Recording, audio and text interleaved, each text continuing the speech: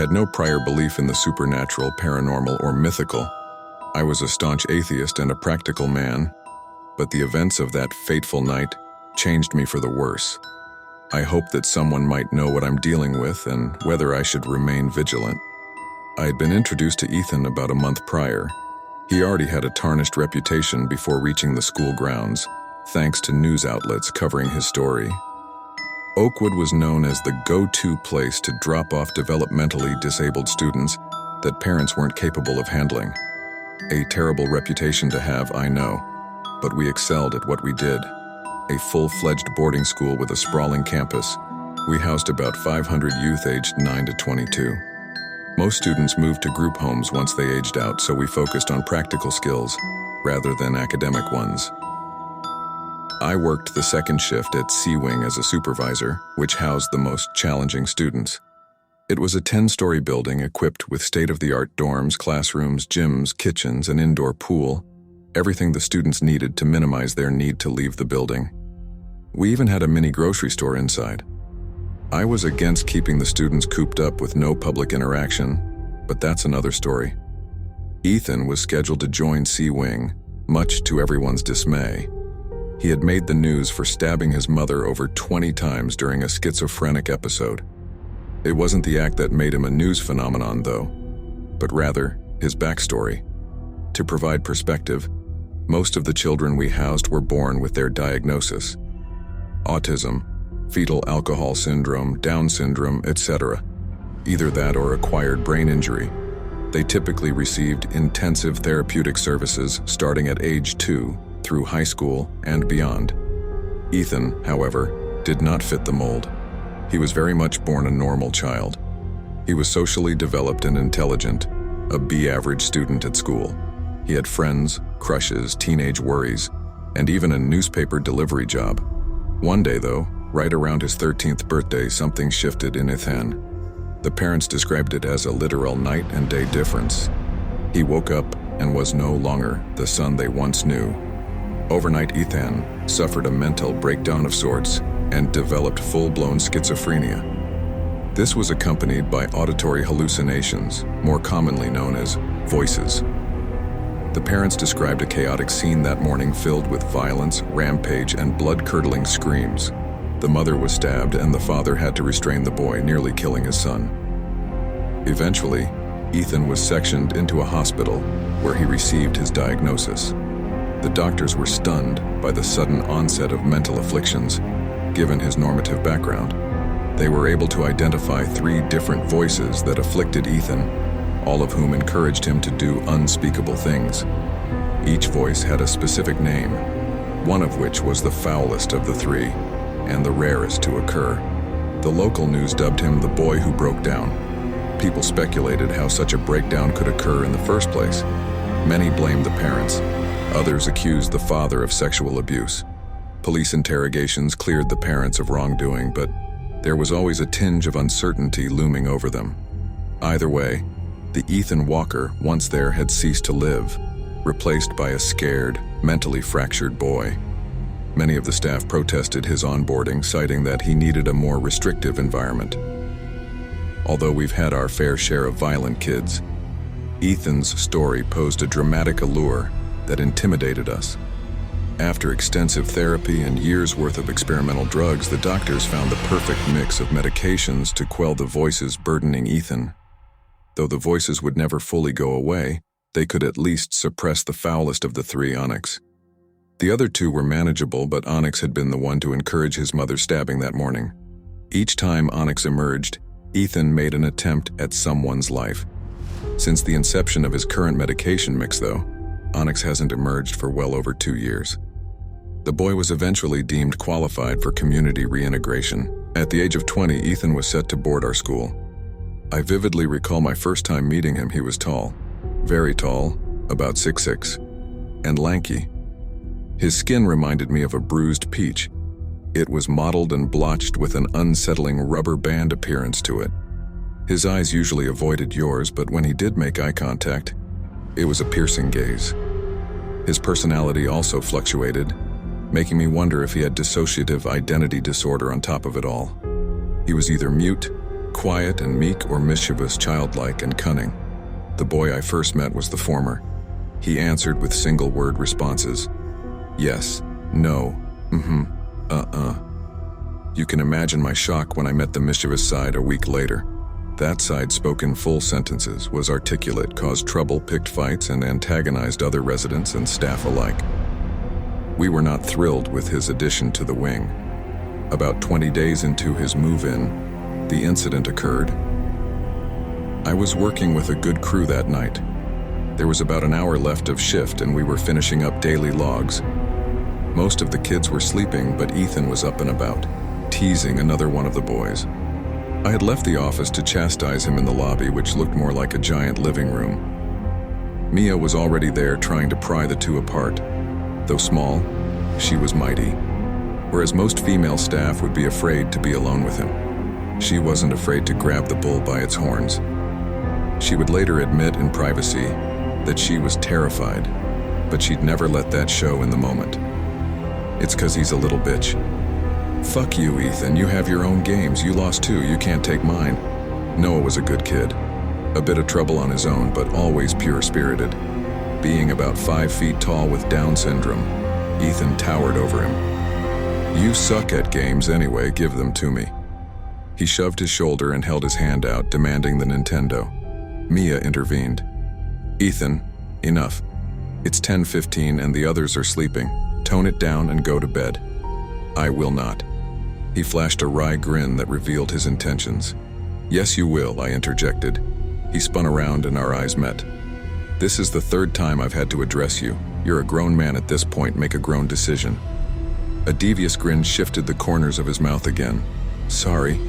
He held his hands up in mock defense. Noah owes me some games, that's all. I do not.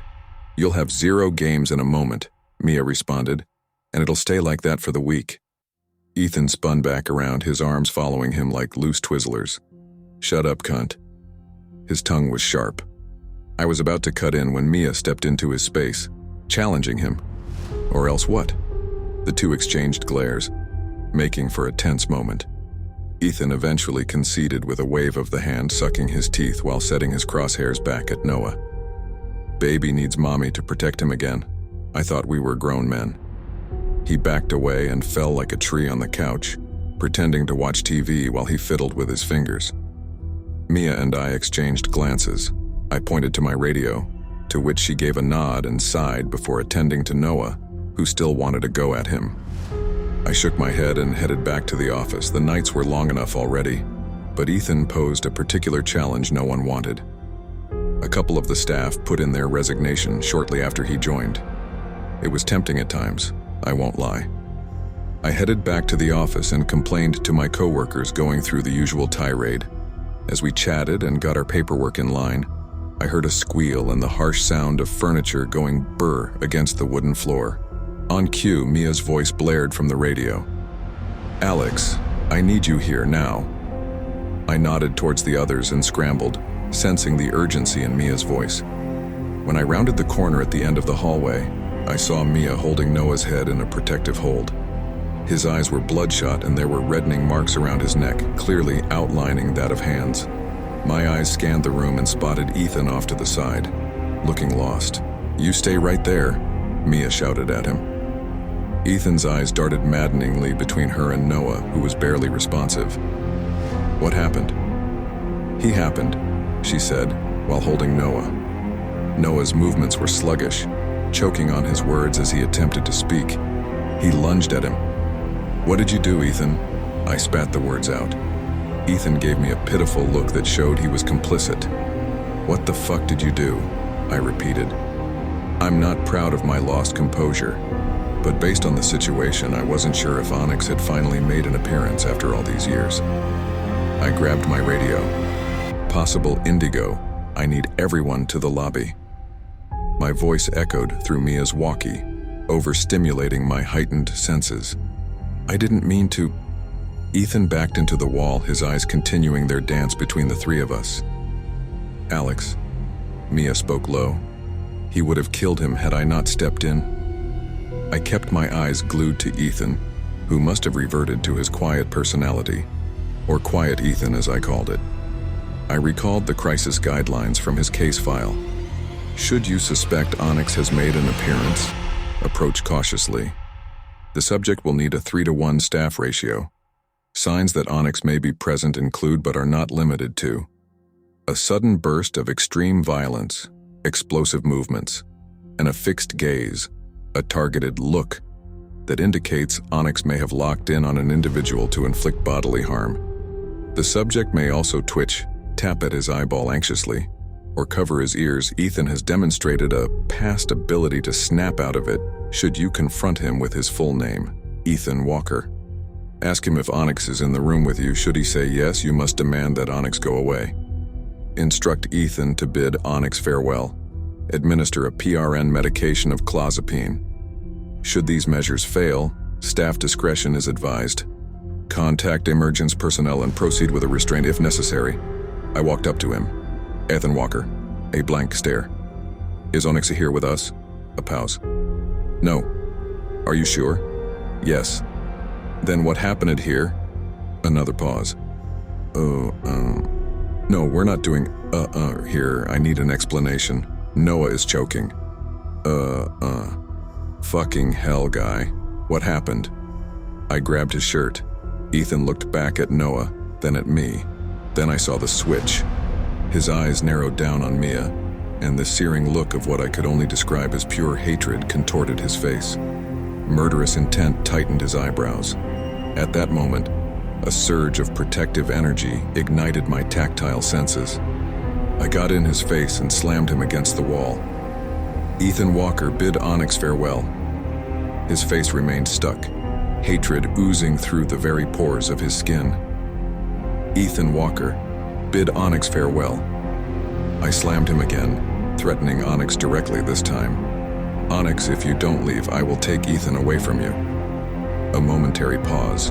I held the man in front of me. For someone of his size and stature, I was surprised by how brittle he felt. I shouldn't have been able to manhandle so easily. He felt bone hollow.